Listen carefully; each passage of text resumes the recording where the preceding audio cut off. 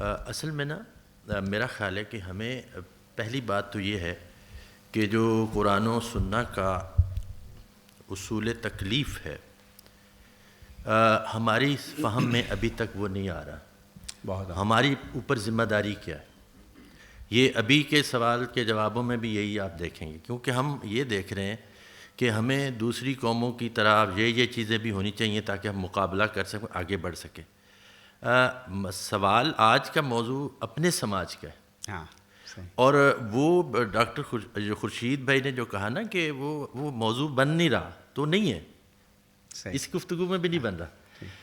ہم پھر political Islam اور سیاسی، کیونکہ محروم ہم آخر میں جس چیز سے ہوئے ہیں وہ سیاسی عروج تھا.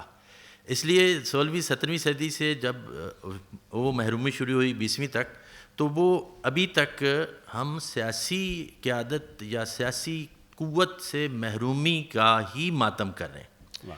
اور اگر ہم ابھی بھی سماج کی طرف نہیں جا رہے، سیاسی قوت بھی سماج کی طاقت سے آئے گی. اور ان سوشل گروپس کو پہچاننا پڑے گا کہ وہ کیا ہیں جن کی تربیت کی ضرورت ہے، اور سوشل چینج کے، سماجی تبدیلی کے جو محرکات ہیں ان کی طرف جانا پڑے گا.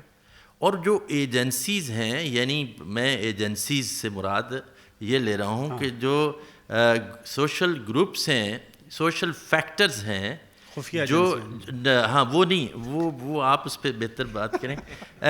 میں یہ عرض کر رہا ہوں کہ جو سوشل چینج کے فیکٹرز، پلرز ہیں، سوشل چینج کے جو بنیادی ستون ہیں، ان کی طرف توجہ کب جائے گی؟ اچھا، میں نے کہا تھا کہ اصول تکلیف سمجھ میں نہیں آ رہا. تکلیف پنجابی والا نہیں ہے کہ ہم کس چیز کے مکلف ہیں. ہم کس چیز کے مکلف ہیں مسلمان کے طور پر، فرد کے طور پر، اور اجماع پوری اجتماعیت کے طور پر. نمبر 2، ہمیں یہ خود سمجھانا پڑے گا کہ ہمارا مخاطب کون ہے. ہمارا مخاطب ہم خود بھی کہیں ہیں یا ہمارا مخاطب دوسرا ہی ہے، جو آپ نے فرمایا تحریکیں ہیں. تو یہ خود کو مخاطب کرنا پڑے گا. اور دوسرا، اگر دوسرا مخاطب ہے، خود بھی ہم مخاطب ہیں اور دوسرے بھی ہیں، تو کیا صرف دوسروں کی اصلاح مقصود ہے یا کوئی اپنی طرف بھی دیکھنے کی ضرورت ہوگی؟ اور تیسری چیز میں عرض کروں گا کہ یعنی ایک مخاطب کو سمجھنا ہے، ایک اپنے آپ کا کس کے مکلف ہیں اس کو سمجھنا ہے.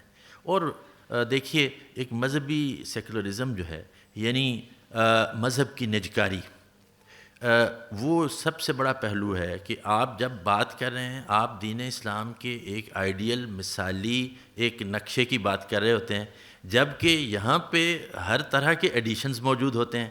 تو وہ جو ریلیجیس سیکولرزم در آیا ہے مسلمانوں کے اندر کہ مذہب کی نجکاری اور پیکیجز کے ساتھ وابستگی، اس کو کون مخاطب کرے گا، اس کو کون ایڈریس کرے گا؟ اور آخری بات کہ عورتوں کی نصف آبادی، یعنی اس پوری سماج کا جو بنیادی حصہ ہے، وہ کہاں کہاں پسماندہ ہے اور وہ کیسے کیسے آگے بڑھے گا. میرے خیال میں تو مسلمانوں کے خاندانوں میں خاتون نے اپنا کام چھوڑ دیا ہوا ہے. اس کو وہ ریکگنیشن اور وہ تقدیر میسر نہیں ہے جو وہ معاشرے کو، سماج کو زندہ کرنے میں کر سکتی تھی. ساری زندگی کا تو اس کے ہاتھوں میں ہے، اس کے چاک پر تو انسان تیار ہو رہا ہے، اور وہ اس کو کس طرح نظر انداز میں اور آپ نے کیا ہوا ہے، اس کو سمجھنے کی